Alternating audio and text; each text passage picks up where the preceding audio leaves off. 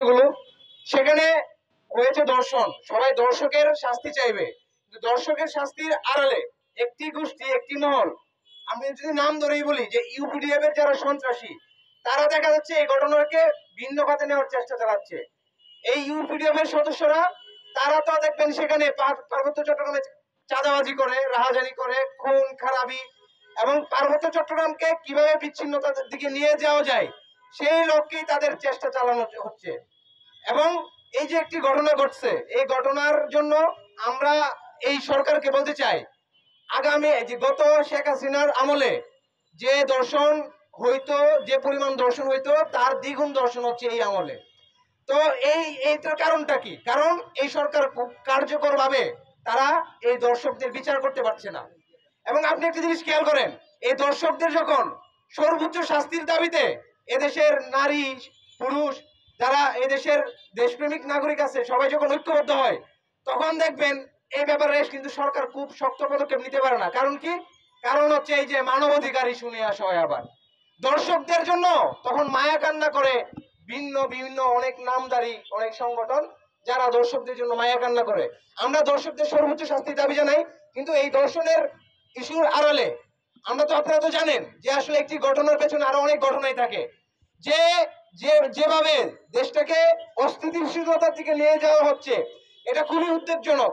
বাংলাদেশের স্বাধীনতা সার্বভৌমত্বকে হুমকির মুখে ফেলানোর জন্য সেখানে বাঙালি এবং আপনার অবাঙালি যারা আছে তাদের মধ্যে একটি জাতিগত দাঙ্গা লাগানোর জন্য একটি মহল, একটি গোষ্ঠী সুপরিকল্পিতভাবে অনেক দিন ধরে চেষ্টা চালাচ্ছে। তো এদের বিরুদ্ধে যারা বাংলাদেশের স্বাধীনতা সার্বভৌমত্বে বিশ্বাসী, যারা বাংলাদেশপন্থী, তাদেরকে ঐক্যবদ্ধ থাকতে হবে। এই পাহাড়ে যেসব বিচ্ছিন্নতাবাদী সন্ত্রাসী সংগঠন, ইউপিডিএফ জেএস এর সদস্যরা যারা বলে যে জুমল্যান্ড প্রতিষ্ঠা করবে, যারা বলে বাংলাদেশ থেকে তারা কুকি চীন প্রতিষ্ঠা করবে, যারা বলে তাদের সেনাবাহিনী হটাও, সেনা ক্যাম্প সরাও, তাদের ভিন্ন উদ্দেশ্য আছে, সেটা আপনাদের বুঝতে হবে। যদি সেনাবাহিনী সেখানে থাকে, তখন তো তাদের যে বাঙালিদেরকে সেটেলার সেটেলার বলে গালি দেওয়া তাদের জন্য কঠিন হয়ে যাবে, তাদেরকে ধরে ধরে হত্যা করাটা কঠিন হয়ে যাবে। তো পার্বত্য চট্টগ্রামে সেনাবাহিনীর উপস্থিতি সেটা নিরাপত্তার জন্য। এবং আমি অনেক সময় লক্ষ্য করেছি যে আমার পার্বত্য চট্টগ্রামে সেনাবাহিনীর সদস্যরা যথেষ্ট ধৈর্য সহকারে তারা সেখানকার পরিস্থিতি সামাল দেন। আমি গতকাল কি দেখলাম, ঢাকা বিশ্ববিদ্যালয়ের একজন শিক্ষার্থী, সে বলতেছে সেনাবাহিনী নাকি সেখানে দর্শকদের পাহারা দেয়, দর্শকদের নাকি সে পুষে রাখে। সেনাবাহিনীর প্রতি তাদের এত খুব কেন? সেনাবাহিনী ছিল বলেই এই বিভিন্ন সময়ে পার্বত্য চট্টগ্রামে যে উপজাতি বিভিন্ন আপনার যে সন্ত্রাসী গ্রুপগুলো আছে, সেই গ্রুপগুলা কিন্তু তারা মাথা চাড়া দিয়ে উঠতে পারে না। এবং এই বর্তমানে শুধুমাত্র দেশের ভিতরে যে পার্বত্য চট্টগ্রামে বিচ্ছিন্নতাবাদী সন্ত্রাসী গ্রুপগুলাই কাজ করছে, বিষয়টা এরকম না। এর পিছনে আন্তর্জাতিক ষড়যন্ত্র বিদ্যমান। আন্তর্জাতিকভাবে বাংলাদেশকে কোণঠাসা করার জন্য, বাংলাদেশ সেনাবাহিনীকে প্রশ্নবিদ্ধ করার জন্য অনেক পদক্ষেপ নেওয়া হচ্ছে, অনেক ষড়যন্ত্র করা হচ্ছে। আমরা বাংলাদেশ সেনাবাহিনীর যারা কেউ যদি ধূস করে, তার কারো যদি কোনো অন্যায় থাকে, আমরা কেউ সেনাবাহিনীর কোন সদস্য যদি একটি ভুল কথাও বলে, আমরা সেটার প্রতিবাদ করব। কিন্তু সেখানকার নিরাপত্তা, সেখানকার স্বাধীনতা সার্বভৌমত্বের জন্য যারা দেশপ্রেমের তাগিদে সেখানে নিয়োজিত আছে, তাদের গায়ে হাত তুলবেন, তাদেরকে আপনারা রক্তাক্ত করবেন, এটা আমরা বাংলাদেশের নাগরিকরা কখনো মেনে নেব না। আমরা বাংলাদেশের নাগরিকরা আমরা সবাই মিলেমিশে বসবাস করতে চাই, কিন্তু এটাকে বাধাগ্রস্ত করতে চাই কিছু বিচ্ছিন্নতাবাদী গ্রুপ, কিছু দেশদ্রোহী, কিছু স্বাধীনতার সার্বভৌম বিরোধী লোক। এই স্বাধীনতা এবং সার্বভৌমত্ব বিরোধী যারা, তারাই দেখবেন বিভিন্ন সময় যে বিষয়গুলোতে আসলে মতপার্থক্য আছে, যে বিষয়গুলোতে দ্বন্দ্ব কেচাল আছে, এই ধরনের ইস্যুগুলো সামনে নিয়ে আসে, বলে তাদেরকে আদিবাসী স্বীকৃতি দিতে হবে, তাদেরকে বলে বলে যে তাদেরকে সেখান থেকে বাঙালি সেটেলারদেরকে হটাইতে হবে। বাঙালিরা নাকি সেখানে, আমি অত্যন্ত গভীর শ্রদ্ধার সাথে স্মরণ করছি আমাদের বাংলাদেশের সাবেক প্রেসিডেন্ট মেজর জিয়াউর রহমানকে।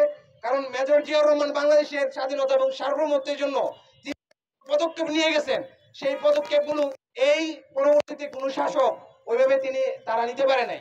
আর এই পার্বত্য চট্টগ্রামের সমস্যা যেহেতু দীর্ঘদিনের একটি সমস্যা এবং এটা অনেক পুরনো একটি সমস্যা, এই জন্য সরকারকেও যথাযথভাবে উদ্যোগ নিতে হবে, সেখানে ন্যায় বিচার প্রতিষ্ঠা করতে হবে।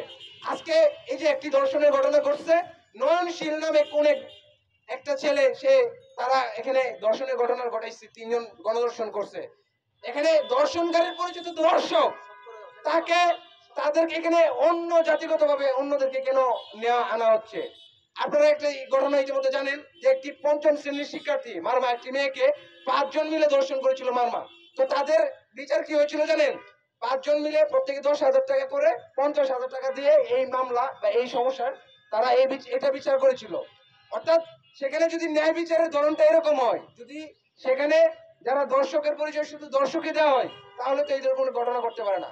আমরা দর্শকদের শাস্তির দাবি জানাই। পাশাপাশি পার্বত্য চট্টগ্রামে বিচ্ছিন্নতাবাদী গ্রুপ যে ইউপিডিএফ, জেএসএস সহ অন্যান্য যে বিচ্ছিন্নতাবাদী গ্রুপগুলো আছে তাদেরকে কড়া হুঁশিয়ারি করে দিতে চাই, তারা তাদের সন্ত্রাসী কার্যক্রম অবিলম্বে বন্ধ করুক, নয়তো বাংলাদেশ সেনাবাহিনী এবং বাংলাদেশ সরকারকে আমরা অনুরোধ করব আপনারা এদের বিরুদ্ধে কঠোর পদক্ষেপ হাতে নেবেন। ধন্যবাদ সবাইকে। ধন্যবাদ।